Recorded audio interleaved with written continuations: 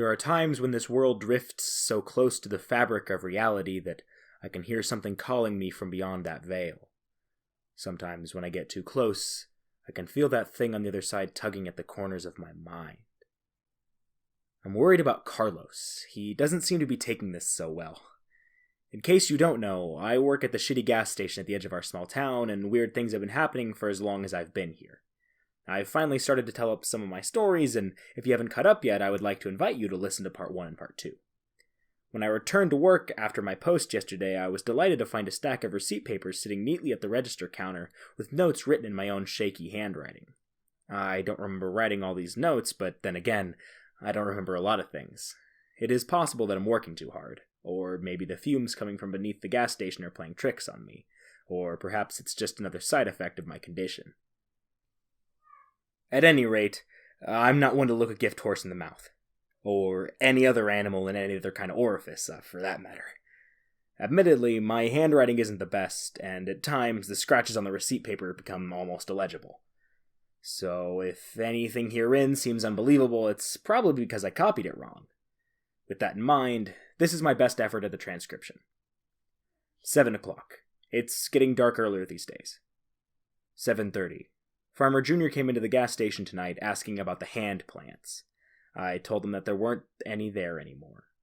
He left his phone number scribbled on the back of a coupon for 15% off bulk pig feed from an online retailer. I think he's trying to send me a message. 9 o'clock. I think maybe some kids are playing a prank on me. I found a lawn gnome behind the pork rinds. I didn't think much about it, and I put him in a box behind the counter. Then I found another matching lawn gnome in the soda case. I added this one to the box as well. It wasn't until I noticed the third and fourth lawn gnomes that I started to suspect something. I had taken out the garbage and found the gnomes perched atop a branch of a tree next to the dumpster, staring down at me like gargoyles. I used a chair and a broom to knock them down, and I put them in a box with the other 3. When I got back to my desk, I found a note in my chair written in red ink. It says simply, "I'm in the walls." I don't know who wrote it, but the paper smells like oranges and plumeria. 10 o'clock. There's a strange scratching noise coming from the tiles above the cash register. I fear Rocco and his brood may have infiltrated the building again. 11 o'clock. Farmer Jr. called the store. He asked about the hand plants. I assured him that they weren't there anymore, and if they ever showed up again, I would call him. I think he's beginning to suspect that I'm lying. Midnight. One of the cultist recruits wandered in from the community in the woods. They hate it when I call them cultists. I know the recruits aren't supposed to have any interaction with the outside world, but from time to time they will sneak into town, never any farther than this gas station, and buy cigarettes. They aren't supposed to try and recruit new members until they graduate to the honorable senior cultist status, but this one isn't a very good cultist. I know they aren't supposed to have names, but I'm going to call this one Marlboro. I'll let you guess why. Marlboro stayed in the store for at least a half an hour trying to convince me to go back to the compound with him. They hate it when I call their home a compound. He tried to appeal to my logical side, but I let him know politely but firmly that I was not interested in logic. I can't remember when he left. 2 o'clock. I found myself digging again. Sometimes on slow nights I let myself drift. My mind goes somewhere, and when I come to, I wonder, where was I just now? Who was that controlling my body while I was gone? My body did those things that I've done so many times that I guess I've learned how to do them without me. My body restocked the cigarettes, my body rotated the frozen drink machine, my body scraped the mold off the bottoms of the ice buckets, my body emptied the rat traps, and somewhere along the way, my body found a shovel and went out back and started digging a hole. Actually, I shouldn't say my body started digging. I have been, or rather, my body has been digging this hole, off and on for the last few months. Usually I come to after a few shovels full. This time I added another foot deep before I snapped back into reality and asked myself, what the hell am I doing? 3:30. I just noticed a door at the end of the hallway past the walk-in cooler. How long have I worked here and never noticed that door before? It seems disappointingly ordinary as far as doors go, except for the fact that it's warm to the touch and feels like it's vibrating. I tried the handle, but it's locked. When I got back to my register, I noticed a man in a trench coat standing outside beyond the gas pumps, just outside the reach of our lights, dangerously close to the road. I can't tell if he's looking at me or if he's looking past the building at the woods on the other side. I wish he wouldn't stand there like that, stoic and still, with his arms reaching down past his knees. The scratching against the tiles in the ceiling over the counter is getting louder. 3:45. A man came into the store, rolling a large white ice chest behind him. He had sunken blue eyes, wiry hair coming from his nose and ears, long bony fingers, and paper-thin skin, revealing every blue and green vein beneath the translucent dermis. He wore a bowler cap, and he smelled like milk. I had definitely seen him around before.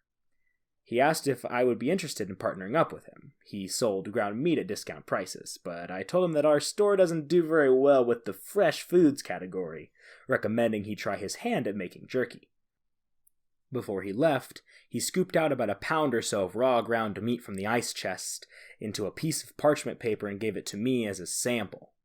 Once he had left, I took the meat into the cooler, where I found another lawn gnome waiting for me. I put the gnome into the box with the other 7.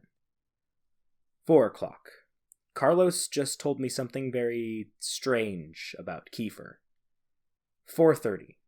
There was a kid named Spencer Middleton who went to the same high school as me and Kiefer. Spencer was just a year ahead of me, but he looked much older and acted much younger. I live in a small town, and small towns get bored. For entertainment, some turn to gossip, and some turn to more sinister pastimes. The latter is often fueled by the former. There were rumors around town that Spencer liked to torture and kill animals. Rumors that Spencer's parents and siblings always locked their bedroom doors when they went to sleep at night. These rumors didn't slow down any after the fire at Spencer's house, where Spencer was the only one to escape unscathed. I once saw Spencer gleefully stomp on a lizard, throw his head back, and laugh. Some short time after his house caught fire for the second time, Spencer left town. The story went that he had gone off and joined the army. I don't know what to think about that, so I simply didn't think about that. But after all these years, I'm forced to think about that, because Spencer Middleton just came into the store and bought a cup of coffee. He's sitting in one of the booths, talking to Kiefer. Marlboro is back. He asked if I could spare some time to talk about his fake religion. They hate it when I call it a fake religion. I told him he had to leave. He seemed upset.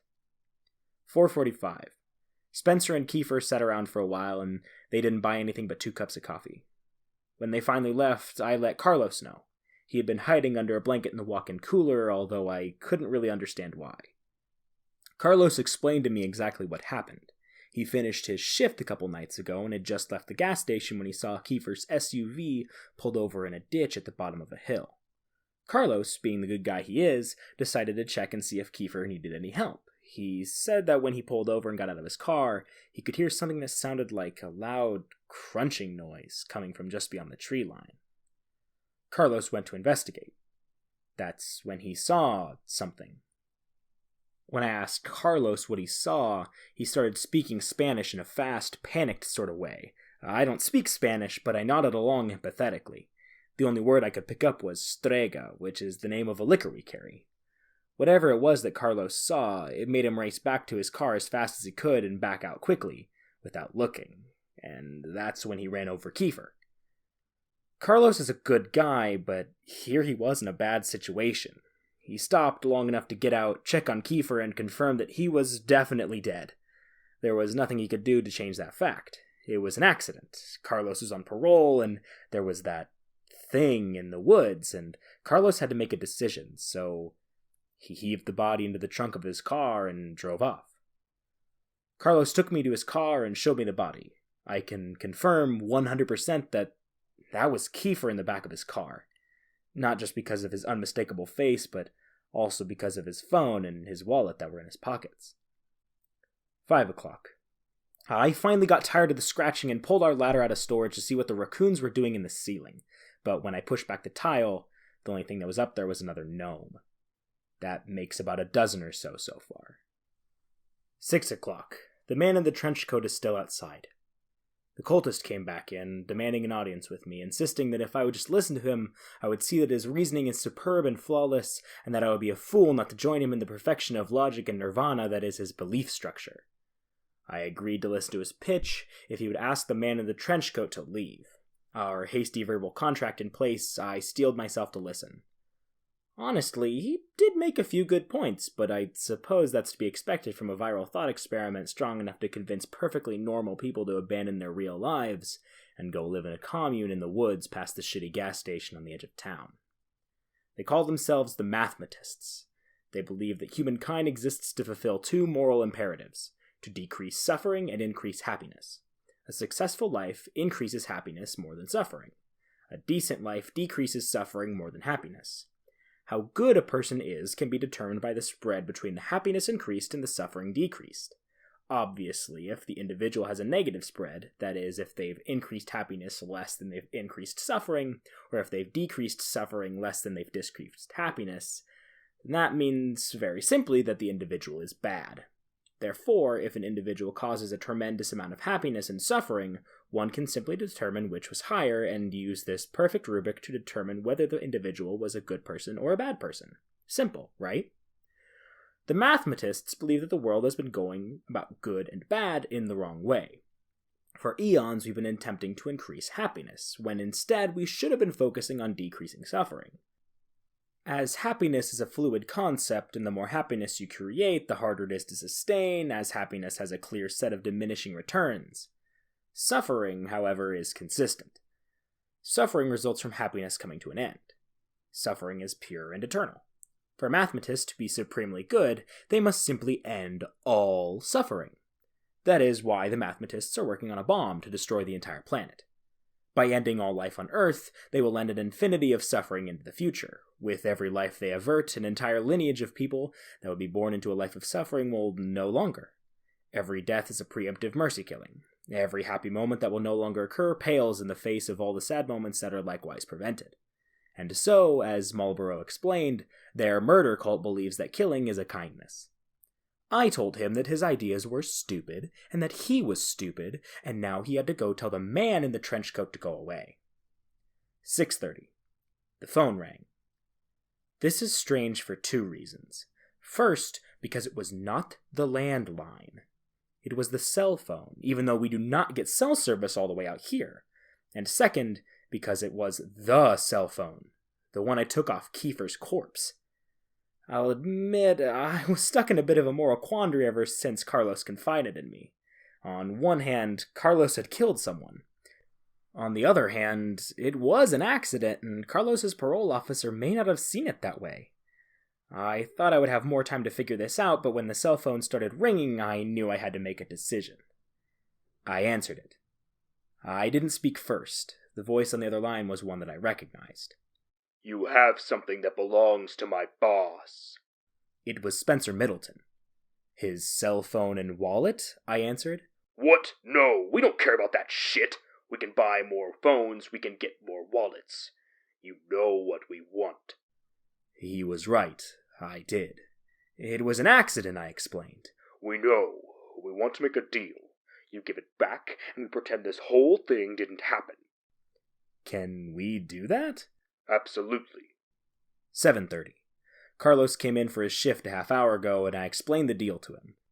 He wasn't thrilled, but as I laid it out very clearly, he didn't have a choice. We parked Carlos's Camry behind the gas station near the growth of hand plants and made a point to stand far enough away to not get our ankles grabbed. Kiefer's SUV drove up a few minutes later.